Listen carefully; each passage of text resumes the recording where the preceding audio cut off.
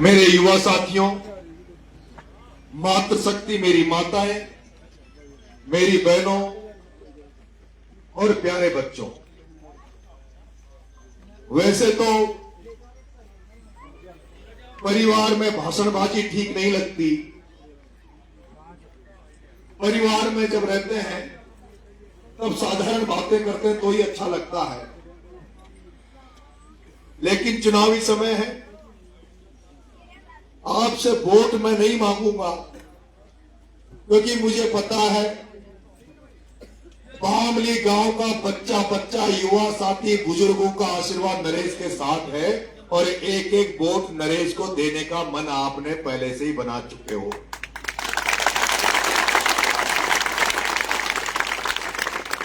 इसलिए मैं केवल मात्र वोट मांगने आपके पास नहीं आया, मैं बामली गांव के बच्चे से लेके युवा से लेके बुजुर्गों से और मेरी माता बहनों आपसे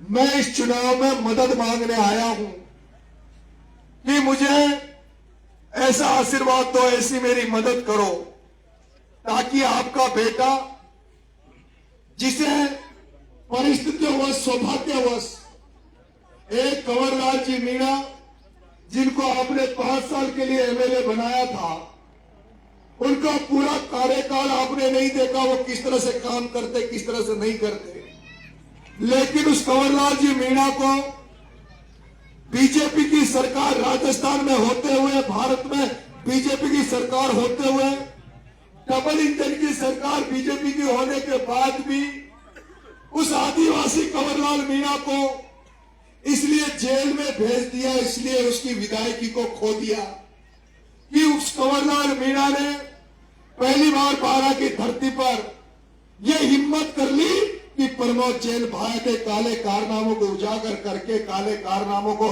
सामने लाकर प्रमोद जैन भाया पर उसने 18 मुकदमे दर्ज करवा दिए। कंवरलाल मीणा ने यह हिम्मत जो की, उसने उसको कहा कि मेरी जनता मुझे मदद करेगी, जनता आशीर्वाद देगी, लेकिन कंवरलाल मीणा ने हिम्मत करके भाया के खिलाफ मुकदमा तो दर्ज कराया, लेकिन भाया की हिम्मत नहीं थी, भाया में ताकत नहीं थी कि वो प्रमोद जैन भाया को जेल भेज दे। लेकिन जिस तरह की राजनीति यहां हो रही है, प्रमोद जैन भाया का बड़ा भाई ओम बिरला, प्रमोद जैन भाया का बड़ा भाई जो बीजेपी में बैठा है ओम बिरला का बड़ा भाई जो अमित शाह गृह मंत्री बनकर आज देश में बैठा है, उन तमाम लोगों ने मिलकर, बीजेपी कांग्रेस के नेताओं ने मिलकर जिस कंवरलाल मीणा को तुमने एक तरफा वोट देकर विधानसभा भेजा था कि 5 साल वो तुम्हारी सेवा करेगा, उन तमाम बीजेपी कांग्रेस के नेताओं ने मिलकर उसकी राजनीतिक हत्या कर दी, उसको जेल में डाल दिया। मेरी माताओं, मेरे प्यारे बुजुर्गों, मेरे किसान साथियों, मुझे आज सर्व समाज आशीर्वाद दे रहा है, अंतों हर वर्ग हर तबका मुझे आशीर्वाद दे रहा है। मेरे मंच पर ब्राह्मण भी बैठा है, मेरे मंच पर ठाकर भी बैठा है, और मैं अभी जो इकलौता में जाके आया तो वहां का पूरा मेघवाल समाज, वहां का पूरा यादव समाज आपके बेटे के लिए पलक पावड़े बिछा के आशीर्वाद दे रहा था। आपके बेटे को खोरी पर बिठाकर उस इकलौता में भी आपके बेटे को आशीर्वाद हो रहा है। और ये जो सर्व समाज आशीर्वाद दे रहा है, ये सर्व समाज आशीर्वाद इसलिए दे रहा है कि आपके परिवार में पैदा हुआ आपका खून का लाल ये बेटा आपका नरेश मीणा, जिसने केवल अपने परिवार का ही नाम रोशन नहीं किया, बल्कि आपके मीणा समाज का भी नाम ऊंचा किया, आपको भी गौरवित किया है।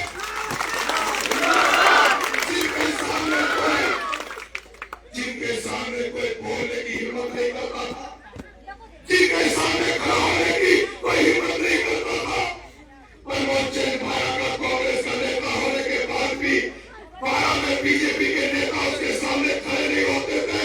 झालावाड़ में वसुंधरा बीजेपी की नेता होने के बावजूद भी कांग्रेस का कोई नेता वसुंधरा के खिलाफ खड़ा नहीं होता था। लेकिन आपके परिवार में पैदा हुआ है नरेश मीणा, जब जरूरत पड़ी तो उन बच्चों के लिए, विद्यार्थी के लिए, विरोधी के पक्षों के लिए, विरोधी के पक्षों के लिए आपका बेटा विरोधी के पक्षों को न्याय दिलाने के लिए उस महारानी वसुंधरा से, उस कमाने की महारानी वसुंधरा से उसका बेटा राजा दुष्यंत सिंह के खिलाफ आपका बेटा नरेश मीणा कानूनी करने के खड़ा हो गया।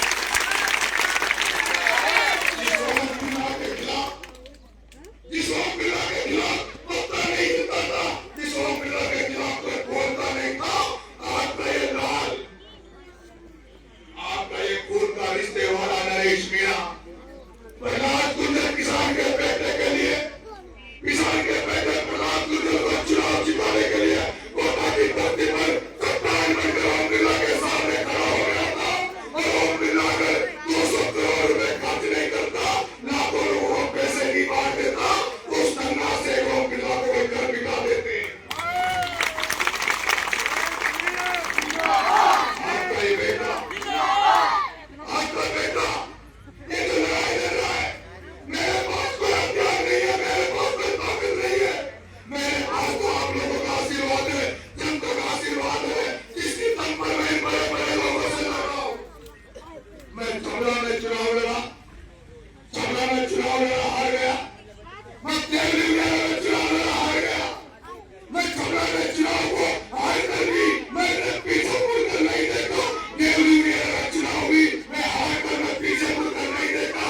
मैं तो चुनाव हारने के बाद भी मैं जनता के लिए लड़ता रहा। 8 महीने जेल जाने के बाद भी आपका बेटा जनता के लिए लड़ता रहा। आपका बेटा उन बच्चों को न्याय दिलाने के लिए भूख हड़ताल करके भी आपका बेटा लड़ता रहा।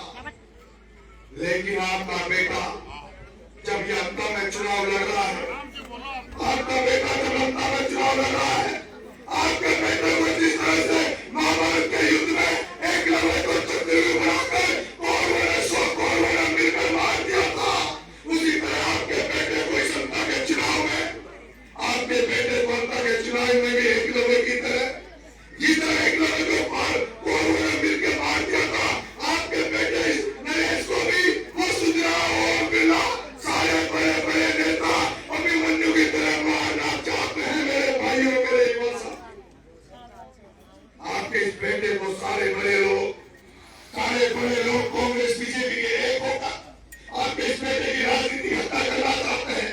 आपका बनता है, मेरे लोग आपके बनता है, आप चाहोगे तो नरेश मीणा चक्रव्यूह से जिंदा निकलकर आपकी जिंदगी भर सेवा करता रहेगा। और अगर आपने साथ नहीं दिया तो इस नरेश मीणा की भी उसी तरह हत्या हो जाएगी जैसे कई लोगों की राजनीतिक हत्या इस हाउस में हो गई है। इतना आपको करना है, इसलिए मैं वोट मांगने आपसे नहीं है, मैं आपसे आशीर्वाद मांगने आया हूं। मुझे ताकत देना, मुझे समर्थन देना।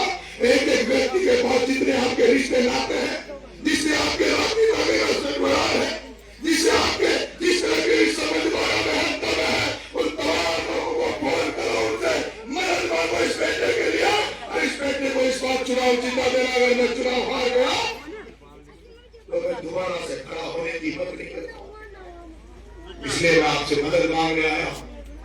बावली में अगर कोई मतभेद हो, मनभेद हो तो मिटा देना। मेरे साथ आपका गांव का लड़का मेरे साथ जयपुर गया, मेरी वजह से सेठ हो गया, मेरे निकाह है। भाई साहब गिरिराज जी मेरे साथ काम कर रहे हैं। आपके गांव में मतभेद हो सकते हैं, मनभेद हो सकते हैं, आपके गांव में कुछ हो सकते हैं, लेकिन मेरे लिए जब मैं मेरे बन जाऊंगा तो मेरा बाप लिखा है, एक बच्चा बाप लिखा है, युवा, एक मेरी माँ, एक बुजुर्ग मेरे लिए उसी तरह से है। मैं किसी का भेदभाव नहीं करूंगा, मैं किसी का फर्क नहीं देखूंगा। किसी के बात में मैं किसी तरह ये मत सोच लेना कि बावली का फलाना व्यक्ति नरेश का खास है तो नरेश उसी की बात मानेगा। नरेश किसी का खास नहीं है, नरेश को जनता का खास है।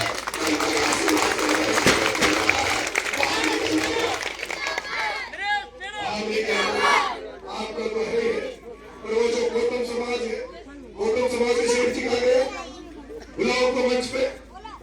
गौतम समाज गिरिराज जी भाई साहब मंच में बताओ। गिरिराज जी गौतम साहब मंच में बताओ। गिरिराज मीनाक्षी गौतम साहब मेघवाल समाज में से कोई है? इस मेघवाल समाज में से कोई है या नहीं है? वैष्णव समाज में से कोई है?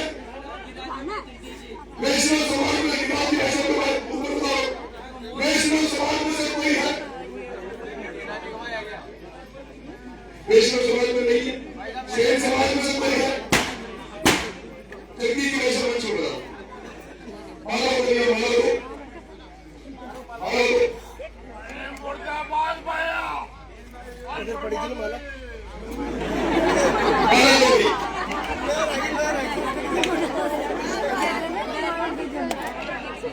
मेरा आपसे निवेदन है, मैं आशा करता हूँ कि मामले का एक एक कोड आपके देखने को मिलेगा, चाहे वो वैष्णव परिवार हो, वैष्णव परिवार हो। ये यादव साहब अगर वैसा ऊपर आओ, जगदीश जी यादव साहब, जगदीश जी यादव साहब ऊपर मंच में बता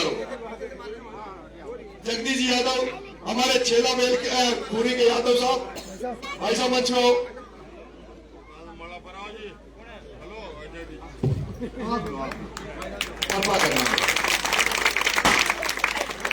पूरा गांव एक पुष्ट होकर मदद करना। आप जानते हो एमएलए बन जाऊंगा मैं तो 25 साल से आंदोलनों की राजनीति कर रहा हूं, किसानों की राजनीति कर रहा हूं। रघुवीर जी भाई साहब गौतम, रघुवीर जी गौतम आ जाओ, गौतम साहब आ जाओ। आपका आशीर्वाद हमारे लिए बहुत जरूरी है। आ जाओ, ऊपर आ जाओ।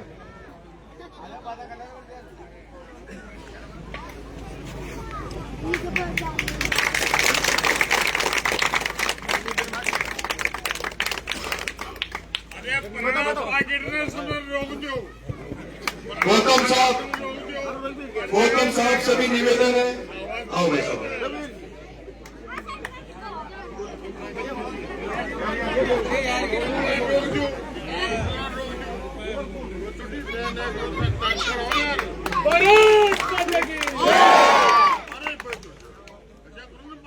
अब हमें और भी आगे जाना है। मैं आपको भरोसा दे रहा हूं माता बहनों, आप लोग ट्यूबवेल की खेती करते हो। हम जब से पैदा हुए हैं, हरीश जी गौतम साहब, हरीश जी गौतम साहब, हरीश जी गौतम साहब, हरीश जी भाई साहब, आप सब जानते हैं हम ट्यूबवेल की खेती करते हैं।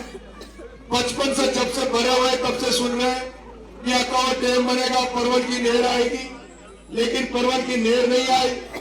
आपका सोयाबीन खत्म हो गई, धान खत्म हो गई, लेकिन कोई फसल बीमा की बात नहीं कर रहा। आपके बेटे को एमएलए बनने के बाद आप सबको, तमाम लोगों को साथ लेकर और किसानों की एक एक समस्या को दूर करने का काम करूंगा। बहुत बहुत धन्यवाद। राम राम साहब।